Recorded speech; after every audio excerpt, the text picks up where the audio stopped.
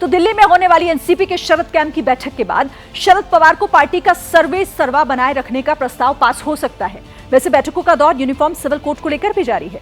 ना अभी कोई ड्राफ्ट आया, ना किसी तरह का कोई सरकारी दस्तावेज है, लेकिन बावजूद इसके पूरे देश में समान नागरिक संहिता पर जोरदार बहस जारी है। इन सब के बीच एक बड़ा डेवलपमेंट ये हुआ है कि all India Muslim personal law board ने यूसीसी के खिलाफ बायकॉट वाली मुहिम शुरू कर दी है और बाकायदा इसे लेकर एक लेटर जारी कर दिया है। यूसीसी पर घमासान का मीटर क्या कहता है, ये रिपोर्ट देखिए और समझिए।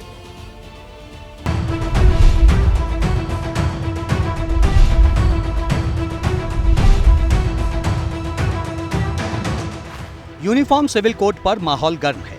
ताबड़तोड़ हाई प्रोफाइल बैठकों का दौर जारी है। कुछ घंटे पहले यूसीसी पर उत्तराखंड के सीएम पुष्कर सिंह धामी ने प्रधानमंत्री नरेंद्र मोदी से मुलाकात की।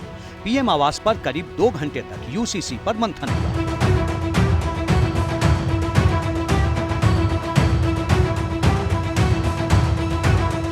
यूसीसी की जो टेम्पलेट उत्तराखंड में लागू होगी, क्या वही देश में लागू होगी? प्रधानमंत्री नरेंद्र मोदी से मीटिंग के बाद सीएम धामी ने इसके कैसे सिग्नल दिए थे, ये भी जानिए। यूसीसी का अभी ड्राफ्ट हमको मिला नहीं है। ड्राफ्ट मिलने के बाद उस पर पहले आकलन होगा, उस पर विधि के जो हमारे भी विशेषज्ञ हैं, विधि विभाग है, वो सभी लोग उसका आकलन करेंगे, उसके बाद आगे बढ़ेंगे। इधर 24 घंटे पहले उत्तराखंड में यूसीसी की टेम्पलेट सेट हुई, उधर all India Muslim personal law board super active हुआ। लखनऊ में all India Muslim personal law board की बैठक हुई। मीटिंग में यूसीसी की मुखालफत का एजेंडा सेट हो गया। बैठक में ये भी साफ हो गया कि मुस्लिम समाज एकजुट होकर यूसीसी का विरोध करेगा। मुस्लिम पर्सनल लॉ हमारी शरीयत का एक अटूट हिस्सा है, जिसकी जड़ और बुनियाद कुरान और हदीस है, और अपने मुल्क के कॉन्स्टिट्यूशन में हर शहरी को अपने मजहब पर अमल करने का पूरा इख्तियार दिया है और उसको फंडामेंटल राइट करार दिया है। लिहाजा सब मुसलमान ये चाहते हैं कि हमारा जो ये हक़ है, जो बुनियादी हक़ है, ये बरकरार रहे।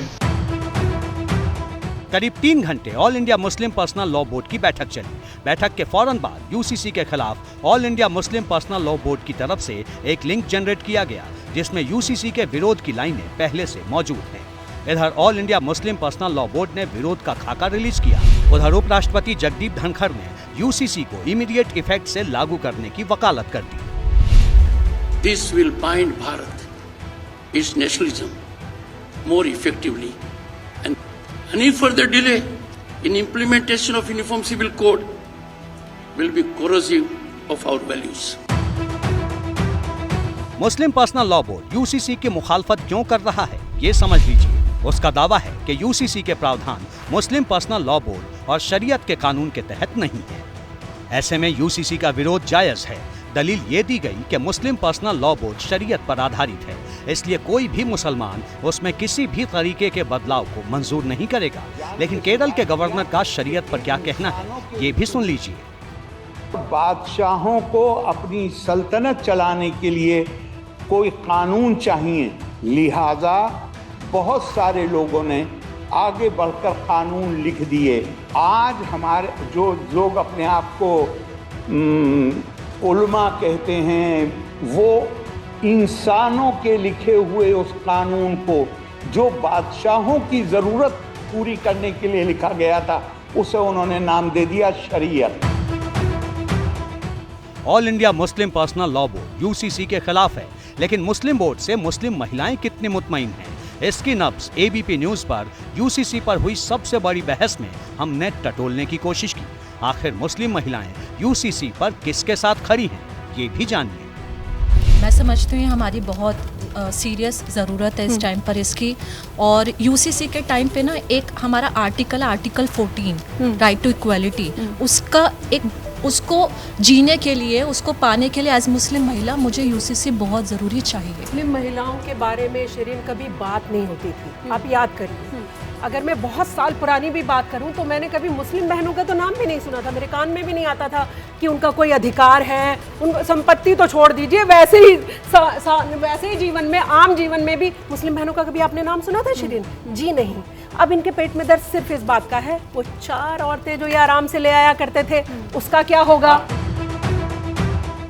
मुस्लिम महिलाएं यूसीसी की वकालत करती हैं, उन्हें यूसीसी में कोई दिक्कत नजर नहीं आती। लेकिन क्या जैसी राय जैसा नजरिया मुस्लिम महिलाओं का है उससे भाईजान भी मुतमईन है? इसका जवाब भी एबीपी के स्पेशल डिबेट शो में ही मिल गया। मैं समझता हूँ अभी जितनी बातें हो रही हैं वो हवा में सिर्फ हो रही हैं और शायद 2024 के चुनाव को सामने रखकर पोलराइज करने के लिए स्पेशली मुस्लिम को जो है वो टारगेट किया जा रहा है। सब्र नहीं हो सकता तो मोदी जी जिस तरीके से नोटबंदी का ऐलान कर दिया 8 बजे, वैसे ही खड़े हुए 8 बजे ऐलान कर दें कि कल से यूसीसी लागू हो गया, क्या फर्क पड़ता है? साफ है यूसीसी की राह जितनी आसान मानी जा रही है उतनी दिख नहीं रही।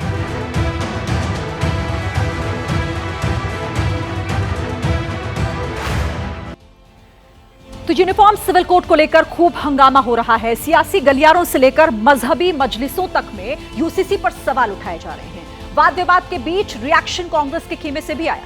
छत्तीसगढ़ के डिप्टी सीएम टीएस सिंहदेव ने यूसीसी पर न सिर्फ कड़ा एतराज जताया बल्कि यूसीसी को लेकर मोदी सरकार को सवालों के कटघरे तक में खड़ा कर दिया है। कांग्रेस का भविष्य उज्जवल है। भारतीय जनता पार्टी ने हर भावनात्मक उपयोग कर्नाटक के चुनाव में किया। हमने केरल लेटर्स भी देखे, हमने हनुमान जी को भी देखा, हमने हिजाब को भी देखा, हमने मुस्लिम रिजर्वेशन को भी हटाते हुए देखा। भारतीय जनता पार्टी ऐसे कितने मुद्दों का उपयोग करेगी? सर्जिकल स्ट्राइक हो गया, पुलवामा हो गया, कारगिल अब एक याददाश्त हो गई, राम जी का मंदिर बन गया। अब क्या? यानी अब यूसीसी, यूनिफॉर्म सिविल कोड। लोग देश में अब ये समझने लगे हैं कि उनके भावनाओं का अब उपयोग किया जा रहा है। जैसे ही घड़ी का काटा दोपहर 2:30 पे आए, बबीता जी का दिल सास बहू साजिश के लिए मचल जाए। और ये है इनकी बहू, पूरे दिन ऑफिस की टेंशन हो जाए गॉन जब ये करें अपना फेवरेट शो फ्री टाइम पे ऑन। इनकी तरह आप भी देखिए अपना फेवरेट शो अपने टाइम पर और डाउनलोड कीजिए एबीपी लाइव ऐप अपने स्मार्ट टीवी पर।